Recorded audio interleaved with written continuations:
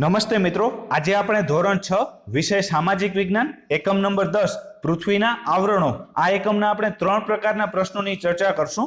સૌપ્રથમ એમસીક્યુ પ્રશ્નો, ત્યારબાદ ખાલી જગ્યા પૂરો અને છેલ્લે જોડકા જોડો। તો શરૂઆત કરીએ એમસીક્યુ પ્રશ્નોથી। પહેલો પ્રશ્ન છે, પૃથ્વી પર મુખ્ય કેટલા આવરણો આવેલા છે? તો પૃથ્વી પર મુખ્ય 4 આવરણો આવેલા છે। આથી જવાબ આવશે ડી 4। બીજો પ્રશ્ન છે, નીચેનામાંથી પૃથ્વીના આવરણો કયા કયા છે તે જણાવો। તો પૃથ્વીના આવરણોમાં મૃદાવરણ, જલાવરણ, વાતાવરણ અને જીવાવરણ આ 4 આવરણોનો સમાવેશ થાય છે। આથી જવાબ આવશે ઈ ઉપરના તમામ। ત્રીજો પ્રશ્ન છે, પૃથ્વીની સપાટી પરના ભૂમિભાગને શું કહેવામાં આવે છે? તો પૃથ્વીની સપાટી પરના ભૂમિભાગને મૃદાવરણ તરીકે ઓળખવામાં આવે છે। આથી જવાબ આવશે એ મૃદાવરણ। ચોથો પ્રશ્ન છે, મૃદાવરણ પૃથ્વીની સપાટીનો આશરે કેટલા ટકા ભાગ રોકે છે? તો મૃદાવરણ એ પૃથ્વીની સપાટીનો આશરે 29% જેટલો ભાગ રોકે છે। આથી જવાબ આવશે બી 29%। પાંચમો પ્રશ્ન છે, પર્વતો, ઉચ્ચ પ્રદેશો, મેદાનો, ખીણો વગેરે ભૂમિ સ્વરૂપો પૃથ્વીના કયા આવરણ ઉપર આવેલા છે? તો આ બધા જ ભૂમિ સ્વરૂપો એ પૃથ્વીના મૃદાવરણ ઉપર આવેલા છે। આથી જવાબ આવશે એ મૃદાવરણ। છઠ્ઠો પ્રશ્ન છે, પૃથ્વીની સપાટીથી જેમ પૃથ્વીના પેટાળમાં ઊંડા જઈએ તેમ તેમ તેના તાપમાનમાં શું ફરક નોંધાય છે? તો પૃથ્વીની સપાટીથી જેમ પૃથ્વીના પેટાળમાં જઈએ તેમ તેના તાપમાનમાં વધારો થાય છે। આથી જવાબ આવશે બી તાપમાનમાં વધારો થાય છે। સાતમો પ્રશ્ન છે, સામાન્ય રીતે દર 1 કિલોમીટરની ઊંડાઈએ આશરે કેટલા સેલ્સિયસ તાપમાનમાં વધારો થાય છે? તો સામાન્ય રીતે દર 1 કિલોમીટરની ઊંડાઈએ આશરે 30 સેલ્સિયસ જેટલા તાપમાનમાં વધારો થાય છે। આથી જવાબ આવશે સી 30 સેલ્સિયસ। આઠમો પ્રશ્ન છે, પૃથ્વીની સપાટીથી જેમ ઉપર જઈએ તેમ તેમ તાપમાનમાં શું ફરક નોંધાય છે? તો પૃથ્વીની સપાટીથી જેમ ઉપર જઈએ તેમ તાપમાનમાં ઘટાડો નોંધાય છે। આથી જવાબ આવશે એ તાપમાનમાં ઘટાડો થાય છે। નવમો પ્રશ્ન છે, મૃદા શબ્દનો અર્થ શું થાય છે? તો મૃદા એટલે માટી થાય છે। આથી જવાબ આવશે એ માટી। 10મો પ્રશ્ન છે, પૃથ્વીની સપાટી પરના પાણીથી ઘેરાયેલા ભાગને શું કહેવામાં આવે છે? તો પૃથ્વીની સપાટી પરના પાણીથી ઘેરાયેલા ભાગને જલાવરણ તરીકે ઓળખવામાં આવે છે। આથી જવાબ આવશે બી જલાવરણ। 11મો પ્રશ્ન છે, જલાવરણ પૃથ્વી સપાટીનો આશરે કેટલા ટકા ભાગ રોકે છે? તો જલાવરણ એ પૃથ્વી સપાટીનો આશરે 71% ભાગ રોકે છે। આથી જવાબ આવશે બી 71%। અને મૃદાવરણ એ પૃથ્વી સપાટીનો આશરે 29% જેટલો ભાગ રોકે છે અને જલાવરણ એ પૃથ્વી સપાટીનો આશરે 71% ભાગ રોકે છે। 12મો પ્રશ્ન છે, મહાસાગરો, સમુદ્રો, ઉપસાગર, અખાત, સરોવર, તળાવ, નદી વગેરેનો સમાવેશ પૃથ્વીના કયા આવરણમાં થાય છે? તો મહાસાગરો, સમુદ્રો, ઉપસાગર, અખાત, સરોવર, તળાવ, નદી વગેરેનો સમાવેશ જલાવરણમાં થાય છે। આથી જવાબ આવશે બી જલાવરણ।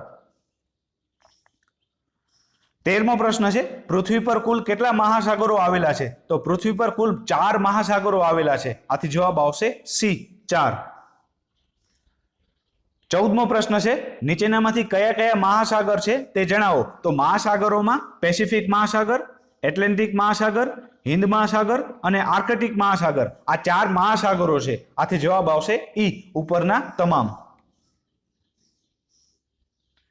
15મો પ્રશ્ન છે, મહાસાગરોના તળિયે કેટલા કિલોમીટર જેટલી વિશાળ અને ઊંડી ખાઈઓ છે? તો મહાસાગરોના તળિયે આશરે 10 થી 11 કિલોમીટર જેટલી વિશાળ અને ઊંડી ખાઈઓ છે। આથી જવાબ આવશે સી 10 થી 11। 16મો પ્રશ્ન છે, પૃથ્વી પરના પાણીના કુલ જથ્થામાંથી કેટલા ટકા પાણી મહાસાગરમાં રહેલું છે? તો પૃથ્વી પરના પાણીના કુલ જથ્થામાંથી 97% જેટલું પાણી એ મહાસાગરમાં રહેલું છે। આથી જવાબ આવશે બી 97%। 17મો પ્રશ્ન છે, પૃથ્વી સપાટીથી આશરે કેટલા કિલોમીટરની ઊંચાઈ સુધી વાતાવરણ આવેલું છે? તો પૃથ્વી સપાટીથી આશરે 800 થી 1000 કિલોમીટર સુધીની ઊંચાઈ સુધી વાતાવરણ આવેલું છે। આથી જવાબ આવશે સી 800 થી 1000। 18મો પ્રશ્ન છે, પૃથ્વીનું કયું આવરણ નરી આંખે જોઈ શકાતું નથી? તો વાતાવરણ એ નરી આંખે જોઈ શકાતું નથી। આથી જવાબ આવશે સી વાતાવરણ।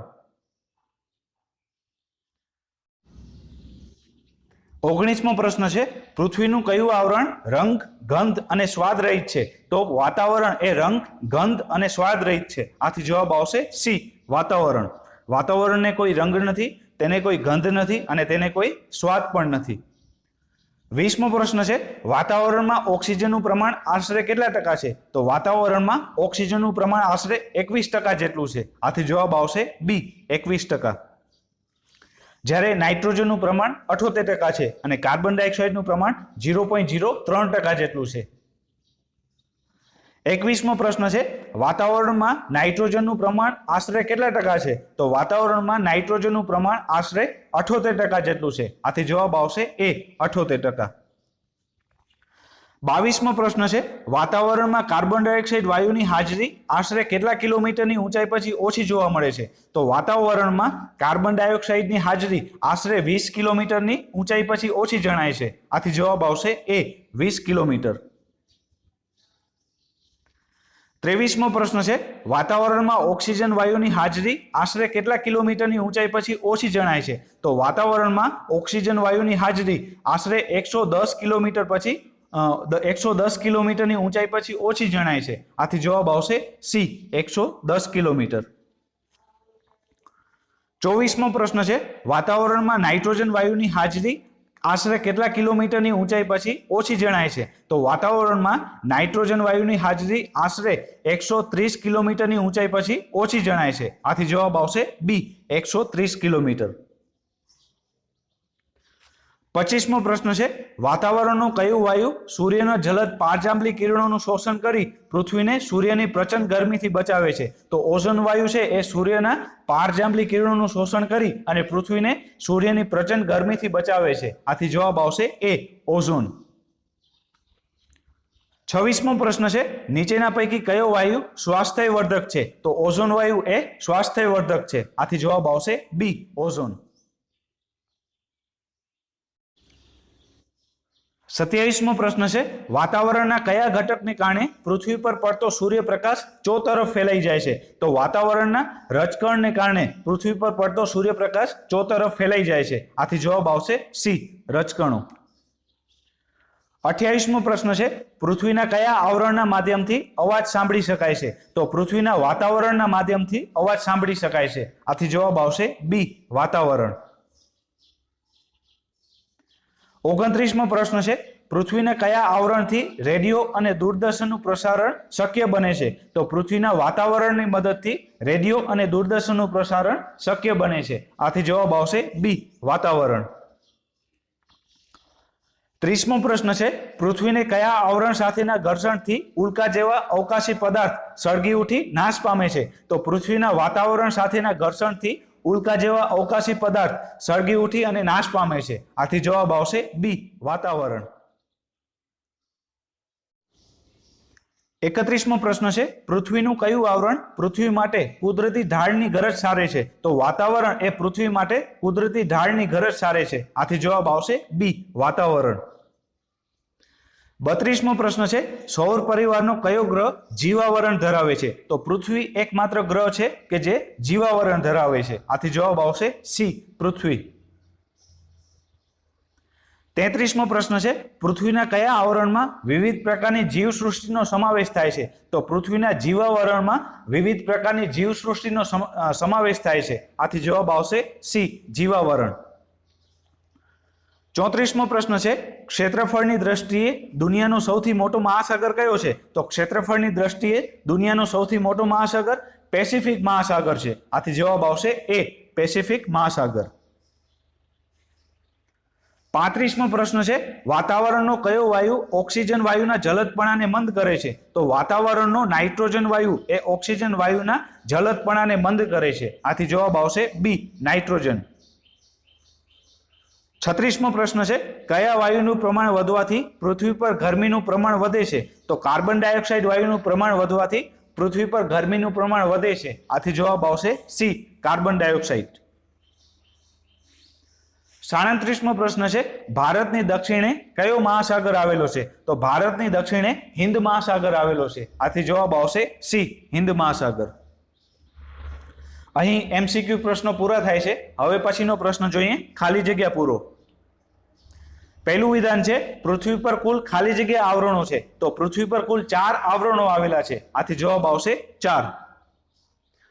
બીજું વિધાન છે સૌર પરિવારમાં માત્ર ખાલી જગ્યા પર સજીવોને જીવવા માટે અનુકૂળ તાપમાન, પાણી અને હવા છે, તો સૌર પરિવારમાં માત્ર પૃથ્વી પર જ સજીવોને જીવવા માટે અનુકૂળ તાપમાન, પાણી અને હવા છે, આથી જવાબ આવશે પૃથ્વી.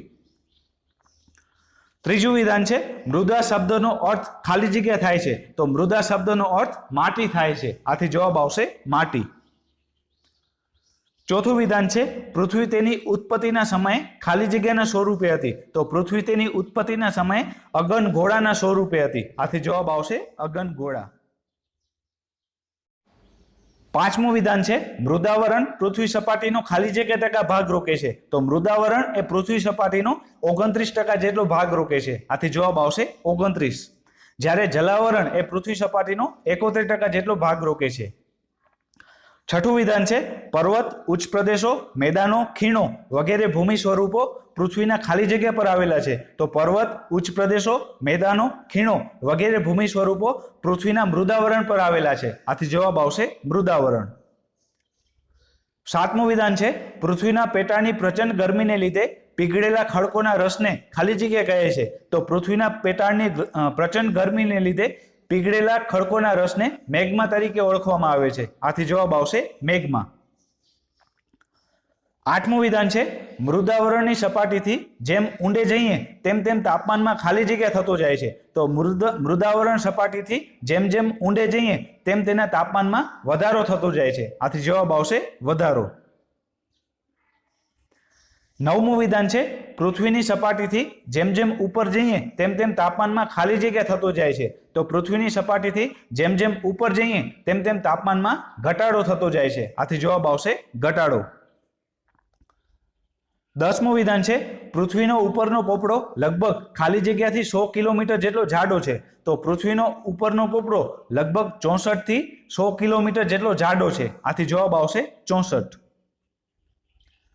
11મું વિધાન છે સામાન્ય રીતે 1 કિલોમીટરની ઊંડાઈએ આશરે ખાલી જગ્યા સેલ્સિયસ તાપમાનમાં વધારો થાય છે, તો સામાન્ય રીતે 1 કિલોમીટરની ઊંડાઈએ આશરે 30 સેલ્સિયસ જેટલા તાપમાનમાં વધારો થાય છે, આથી જવાબ આવશે 30.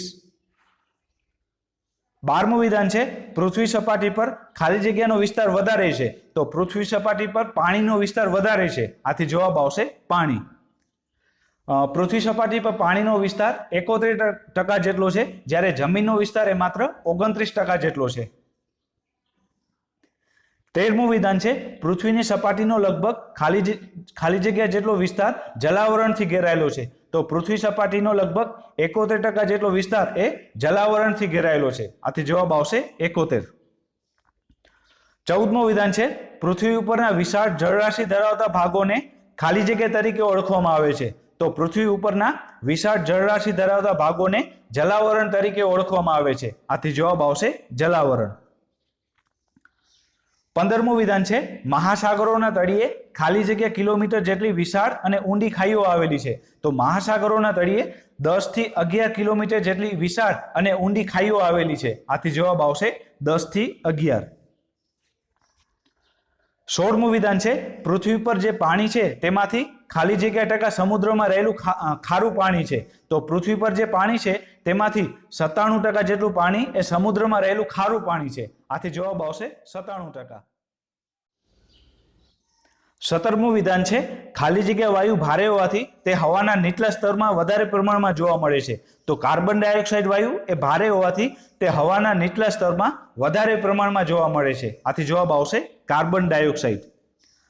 18મું વિધાન છે વાતાવરણમાં કાર્બન ડાયોક્સાઇડ વાયુની હાજરી આશરે કેટલા કિલોમીટરની ઊંચાઈ પછી ઓછી જણાય છે, તો વાતાવરણમાં કાર્બન ડાયોક્સાઇડ વાયુની હાજરી આશરે 20 કિલોમીટરની ઊંચાઈ પછી ઓછી જણાય છે, આથી જવાબ આવશે 20. 19મું વિધાન છે વાતાવરણમાં ઓક્સિજન વાયુની હાજરી આશરે ખાલી જગ્યા કિલોમીટરની ઊંચાઈ પછી ઓછી જણાય છે, તો વાતાવરણમાં ઓક્સિજન વાયુની હાજરી આશરે 110 કિલોમીટરની ઊંચાઈ પછી ઓછી જણાય છે, આથી જવાબ આવશે 110. 20મું વિધાન છે વાતાવરણમાં નાઇટ્રોજન વાયુની હાજરી આશરે ખાલી જગ્યા કિલોમીટરની ઊંચાઈ પછી ઓછી જણાય છે. તો વાતાવરણમાં નાઇટ્રોજન વાયુની હાજરી આશરે 130 કિલોમીટરની ઊંચાઈ પછી ઓછી જણાય છે. આથી જવાબ આવશે 130.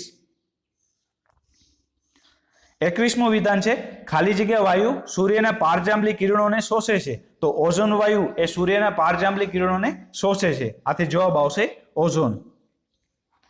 22મું વિધાન છે ખાલી જગ્યા દ્વારા પ્રકાશના કિરણોનું પરાવર્તન થાય છે. તો રજકણો દ્વારા પ્રકાશના કિરણોનું પરાવર્તન થાય છે. આથી જવાબ આવશે રજકણો. 23મું વિધાન છે ખાલી જગ્યાના માધ્યમથી અવાજ સાંભળી શકાય છે. તો વાતાવરણના માધ્યમથી અવાજ સાંભળી શકાય છે. આથી જવાબ આવશે વાતાવરણ. 24મું વિધાન છે પૃથ્વીનું ખાલી જગ્યા આવરણ પૃથ્વી માટે કુદરતી ઢાલની ગરજ સારે છે. તો પૃથ્વીનું વાતાવરણ એ પૃથ્વી માટે કુદરતી ઢાલની ગરજ સારે છે. આથી જવાબ આવશે વાતાવરણ. 25મું વિધાન છે ખાલી જગ્યા ગ્રહ પર જીવાવરણ છે. તો પૃથ્વી ગ્રહ પર જીવાવરણ છે. આથી જવાબ આવશે પૃથ્વી. 26મું વિધાન છે વાતાવરણમાં ઓક્સિજનનું પ્રમાણ ખાલી જગ્યા છે. તો વાતાવરણમાં ઓક્સિજનનું પ્રમાણ 21% જેટલું છે. આથી જવાબ આવશે 21%. 27મું વિધાન છે વાતાવરણમાં નાઇટ્રોજનનું પ્રમાણ ખાલી જગ્યા છે. તો વાતાવરણમાં નાઇટ્રોજનનું પ્રમાણ 78% જેટલું છે. આથી જવાબ આવશે 78%. અહીં ખાલી જગ્યા પૂરો એ પ્રશ્ન પૂરો થાય છે. હવે પછીનો પ્રશ્ન જોઈએ જોડકા જોડો.